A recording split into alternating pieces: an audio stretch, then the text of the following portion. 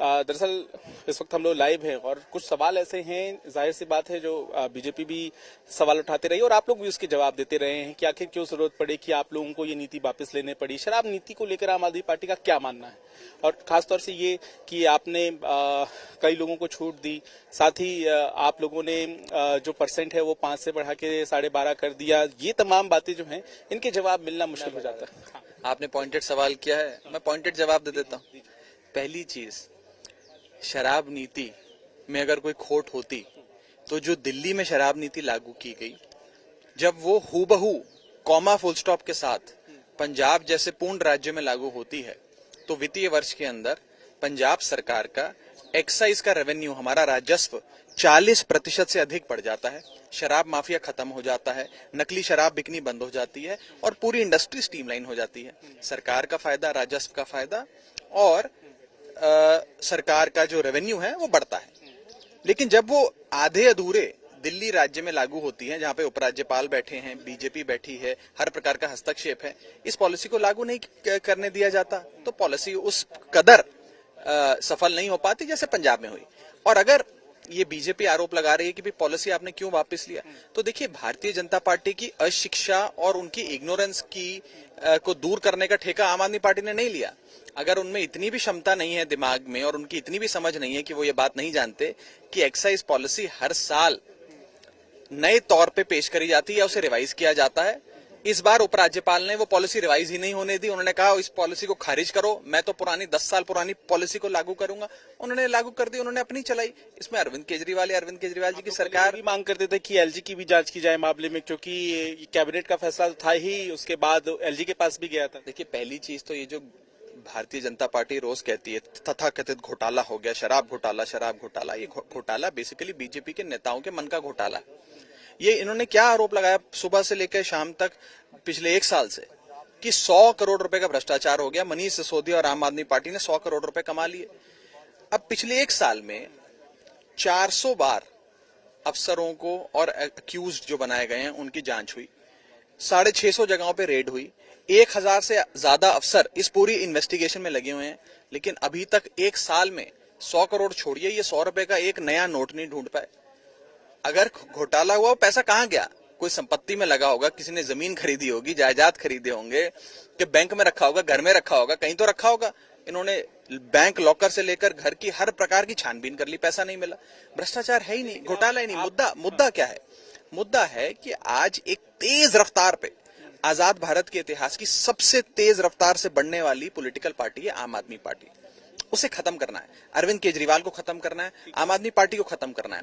एक ही प्रतिद्वंदी है बीजेपी का आज सही मायने में जो टक्कर दे रहा है, वो अरविंद केजरीवाल। और अरविंद केजरीवाल वो शख्स है जो मॉडर्न डे महात्मा गांधी है, जिनकी ईमानदारी की कस्में दुनिया खाती है। अगर वो आदमी बेईमान है तो इस देश में और इस दुनिया में कोई ईमानदार नहीं है। मेरा सवाल है कि आपने कहा कि मन के मुताबिक बीजेपी आरोप लगाती है, तो फिर आपकी एक नेता क्यों जेल में है? कानूनी कार्रवाई तो आप लोग कर रहे हैं ना, कोर्ट का दरवाजा आपने खटखटाया लेकिन राहत नहीं मिली। आप अरविंद केजरीवाल को पूछताछ के लिए बुला लिया, तो आपको लग रहा है संकट की घड़ी है तो आपके लिए, तो फिर ये जांच किस तरह से चल? संघर्ष की घड़ी है, संकट की घड़ी नहीं है। और बड़े बड़े संघर्ष हमने झेले हैं पंकज जी।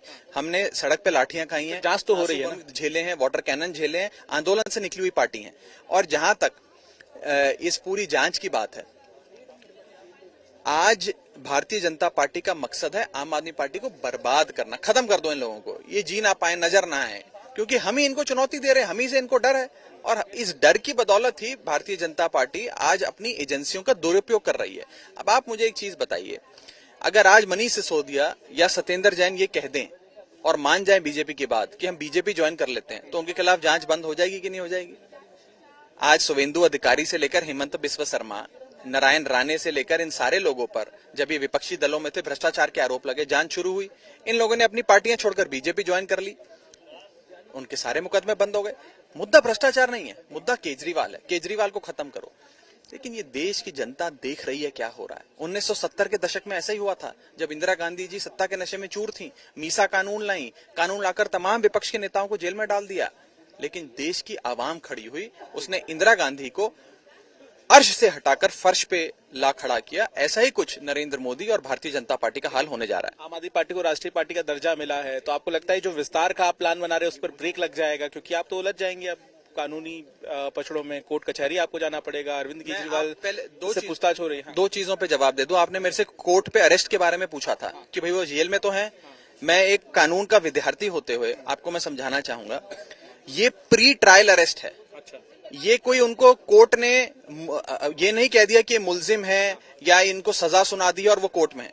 जांच की आड़ में जेल में रखा गया है। भारतीय जनता पार्टी ने पिछले 8 साल के अपने शासन में पूरा क्रिमिनल जस्टिस सिस्टम जो है हिंदुस्तान का, कानून जो है उसमें संशोधन कर एक प्री ट्रायल अरेस्ट का कॉन्सेप्ट लाया गया कि अगर मैंने आप पे आरोप लगाया कि आपने भ्रष्टाचार किया है, आरोप मेरे को सिद्ध नहीं करने, लेकिन आरोप की जांच करने के लिए भी मैं आपको जेल में डाल सकता हूं। इसे कहते हैं प्री ट्रायल अरेस्ट, यानी कि मुकदमा अभी शुरू भी नहीं हुआ लेकिन जांच की आड़ में मैं आपको जेल में रख लूंगा। अब जांच की आड़ में तो आप जिस मर्जी को जेल में पकड़ के डाल सकते हैं। आपको क्या करना है? आरोप लगाना है कि भाई वो जो आदमी ने लाल शर्ट पहन के इसने 100 करोड़ रुपए खा लिए, इस आदमी को मैं पकड़ के जेल में डाल देता हूं। बस जांच की आड़ में आपने उस आदमी को जेल में डाल दिया। ये प्री ट्रायल अरेस्ट का जो कॉन्सेप्ट है, ये दुनिया में किसी देश में नहीं है। भारत देश में ये सरकार लाई है, संशोधन कर लाई है, और लाने का एक ही मकसद है कि अपने हिसाब से इसका इस्तेमाल करो। जो हमारे खिलाफ आवाज बुलंद करता है उसे प्री ट्रायल अरेस्ट में जेल डाल दो। मुकदमा तो बाद में लड़ेंगे, मुकदमा लड़ना और कन्विक्शन कराना इनका मकसद ही नहीं है। जांच की आड़ में जेल में रखना मकसद है। क्योंकि जाहिर है अलग अलग तबके से रिएक्शन आ रहा है, क्योंकि आम आदमी पार्टी के बड़े नेता सब धरने पर बैठे और धरने से ही आपकी पार्टी की शुरुआत हुई। आंदोलन से आप लोग कहते हैं कि आप लोग बाहर निकले और फिर सरकार आप लोगों ने बनाई। इस बीच क्योंकि प्रतिक्रिया अलग अलग वर्ग से आ रही है, जब आज सुबह से ही आप लोग प्रदर्शन कर रहे हैं, सड़कों पर समर्थन कर रहे हैं अरविंद केजरीवाल का, तो अन्ना हजारे कह रहे हैं कि जांच चल रही है, जांच में शामिल होने में क्या दिक्कत है? बिल्कुल जांच में शामिल होने के लिए आए हैं।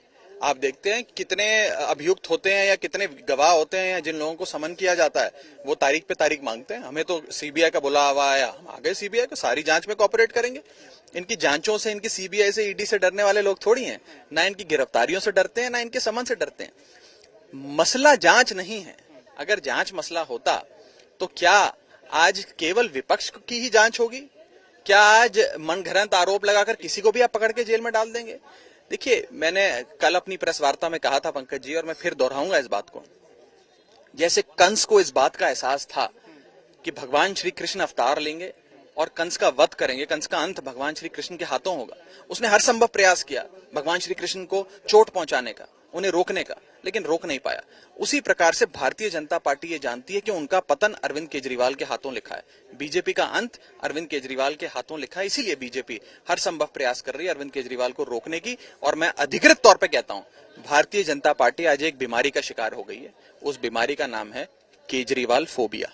एक सवाल जो मैंने आपसे पूछा था कि क्या ब्रेक लग जाएगा आपके विस्तार पर? जो आप राष्ट्रीय पार्टी का दर्जा मिला है उसके बाद अब आम आदमी पार्टी कैसे विस्तार करेगी? तो आप उलझ जाएंगे यहाँ। पूरा देश आज आक्रोश में है कि उनके नेता और उनके साथी और देश के आम आदमी परिवार के बड़े बेटे अरविंद केजरीवाल को आज इस प्रकार से प्रताड़ित किया जा रहा है। इन एजेंसियों का मकसद प्रोसिक्यूट करना नहीं है, परसिक्यूट करना है।